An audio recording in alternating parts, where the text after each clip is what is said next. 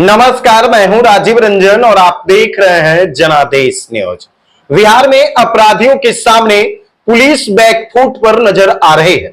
आए दिन अपराधियों के द्वारा बड़ी वारदात को अंजाम दिया जा रहा है और खुलेआम पुलिस प्रशासन और सरकार को चुनौती दी जा रही है। यानी बिहार में क्राइम आउट ऑफ कंट्रोल हो गया है। एक बार फिर से बिहार की राजधानी पटना में बड़े बिजनेसमैन की गोली मारकर हत्या कर दी गई है। देखिए, शुक्रवार की देर रात्रि लगभग 11 बजे बिहार की राजधानी पटना में एक बड़े बिजनेसमैन गोपाल खेमका की गोली मारकर हत्या कर दी गई है और हत्या होने के बाद बिजनेस क्लास के लोगों में काफी डर का माहौल पैदा हो गया है, क्योंकि राजधानी पटना में इतनी बड़ी वारदात को अंजाम दिया जाना कहीं ना कहीं खुलेआम पुलिस प्रशासन को चुनौती दिया गया है। वहीं घटना के लगभग 2 घंटे के बाद पुलिस घटनास्थल पर पहुंची है।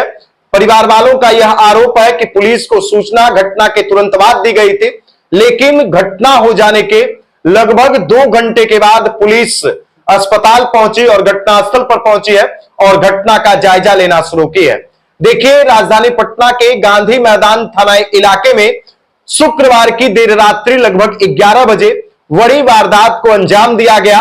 पनास होटल के ठीक बगल में गोपाल खेमका का आवास है और गोपाल खेमका बांकीपुर क्लब से अपने घर लौट रहे थे, अपने आवास लौट रहे थे और वो जैसे ही अपने घर के पास पहुंचे वैसे ही अपराधी के द्वारा उनके सिर में सटाकर गोली मार दी गई और घटनास्थल पर ही उनकी मौत हो गई। वही घटना के बाद आसपास के इलाके में अफरा तफरी का माहौल कायम हो गया और घटना को अंजाम देने के बाद जो अपराधी थे वो घटनास्थल से आसानी से फरार हो गए। परिवार वालों का यह आरोप है कि घटना की जानकारी पुलिस को दी गई, गांधी मैदान थाने को दी गई, बावजूद पुलिस 2 घंटे के बाद अस्पताल पहुंचती है और अस्पताल पहुंचने के बाद घटना का जायजा लेती है।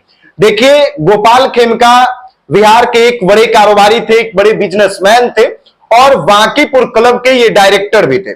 पेट्रोल पंप के अलावे जो भी इनका बड़ा बड़ा व्यवसाय था, पेट्रोल पंप से लेकर फैक्ट्री एवं अस्पताल का इनका व्यवसाय था, बिजनेस था और एक बड़े बिजनेसमैन के रूप में इनकी पहचान थी गोपाल खेमका की। तो राजधानी पटना में गोपाल खेमका की गोली मारकर हत्या कर दी गई है। खास बात यह है कि आज से 7 साल पहले यानी 2018 में हाजीपुर के इंडस्ट्रियल एरिया में इनके बेटे गुंजन खेमका की भी गोली मारकर हत्या कर दी गई थी और शुक्रवार की रात्रि में लगभग 11 बजे गोपाल खेमका की गोली मारकर हत्या कर दी गई है। वही घटना की सूचना मिलने के बाद पूर्णिया के सांसद पप्पू यादव सीधे अस्पताल पहुंच गए और अस्पताल से उनके घर भी गए। वहीं पटना के एसएसपी कार्तिकेय शर्मा एवं सिटी एसपी भी घटनास्थल पर पहुंचकर घटना का जायजा लिया है। एफएसएल की टीम को बुलाकर पूरे घटना का अनुसंधान शुरू कर दिया गया है कि आखिर किन अपराधी के द्वारा इस बड़ी वारदात को अंजाम दिया गया है। देखिए, पटना के एसएसपी बड़े तामझाम के साथ पटना में एसएसपी का पदभार ग्रहण किए थे और लगातार बैक टू बैक बड़ी वारदात को अंजाम दिया जा रहा है। राजधानी पटना में भी बड़ी वारदात को अंजाम देकर पुलिस को खुलेआम चुनौती दिया जा रहा है। जैसा कि शुक्रवार की रात्रि में एक बड़े बिजनेसमैन गोपाल खेमका की गोली मारकर हत्या कर दी गई।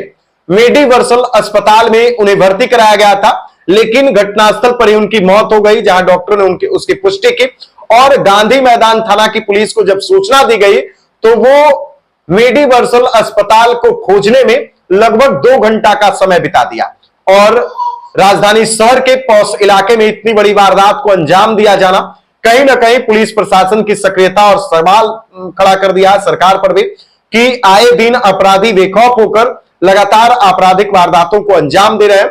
अक्सर विपक्ष जो है बिहार में बढ़ते अपराध को लेकर सत्ता को घेरने का काम कर रही है, सत्ता को घेरने की कोशिश कर रही है, बावजूद बिहार में क्राइम पर कंट्रोल नहीं किया जा रहा है। तो इस घटना के बारे में आप लोग क्या कुछ सोचते हैं? बिहार की राजधानी पटना में एक बड़े बिजनेसमैन गोपाल खेमका की गोली मारकर हत्या कर दी गई है। तो इस घटना ने पूरे बिहार को दहला दिया है। पूरे बिहार के बिजनेस क्लास के लोगों में, बिजनेसमैन में एक डर का माहौल पैदा कर दिया है। बाकी आप लोग इस घटना के बारे में क्या कुछ सोचते हैं?